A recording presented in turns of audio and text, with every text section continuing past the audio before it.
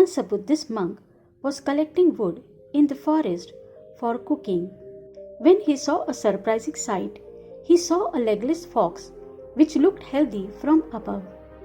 He started thinking that how is this fox alive in this condition? It doesn't even have legs. Then how would it be able to gather its food? He was so lost in his thoughts that suddenly there was a sound of a big animal coming. He saw that the lion, king of the jungle, was coming towards that side. Seeing the lion coming, the monk quickly climbed on the tree and sat on the tree and started watching the movement of the lion. The lion had hunted a deer and was running towards the fox, holding it in its jaws. He did not attack the fox, but gave him a piece of deer meat to eat, and then went away by pressing the remaining deer in his jaw again. The monk was even more surprised to see that the lion was giving food to the fox instead of killing it.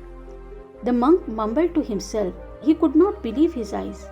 So the next day he came again and sat on the same tree and hid, and waited for the lion to come. The same thing happened today. The lion brought a prey in his mouth and left a part of it in front of the fox. The monk thought that what could be a greater proof of the existence of God?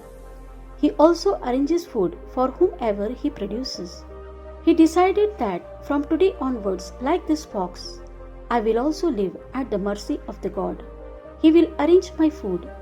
Thinking this, he went to a deserted place and sat down. The first day passed, no one came.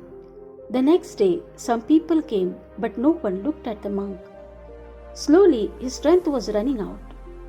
Within a few days, he became so weak that he could not even walk. Then, one day, when a Mahatma passed by, his eyes fell on that monk. He was sitting cross-legged on a stone. The monk's whole body was dry. The Mahatma went to the monk and asked the reason for his sitting there. So the monk narrated his whole story to the Mahatma and said, "You yourself tell me, how can the Lord be so cruel to me? It is not a sin to reach someone in this situation." Mahatma ji said, "Absolutely, but how can you be so stupid? Why don't you understand that God wanted to see you become like that lion and not like a fox?"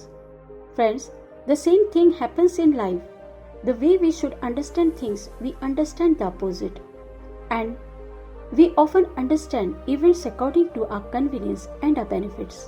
The meaning of the same thing can be different for two people according to their needs. We human beings often take such things and events as truth, which are in line with our old ideas. And from within, we are always in search of such events, facts and things that prove our beliefs right. Most of the people, because of their laziness, choose such jobs where they have to work the least hard. But then such people do not know how to use their abilities properly. Such people have big dreams, but because of his laziness and truancy, never been able to do the due diligence to get them. They stay trapped in their comfort zone. Friends, being successful is a choice. Abandoning your laziness, working hard for your dreams is a choice. It is completely our choice to waste our time or use it for the right purposes. Everything we choose for ourselves every day depends on this. Friends, there is definitely some such quality inside all of us, which we can make us very successful in life. We just haven't recognized that quality of ours yet.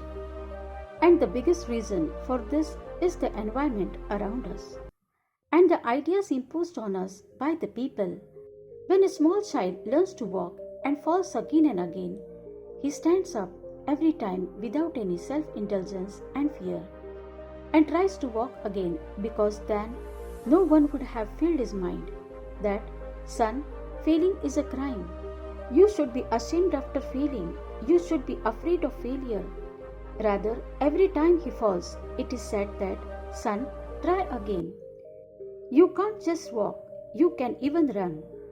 And that child learns to run and run after a few days. But after the same child grows up, the people around him Tell him that you will not be able to do this, it is not for you. Don't dream big, they are not fulfilled.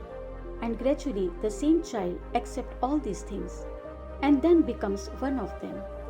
That's why you do not need to pay attention to the negative things of people.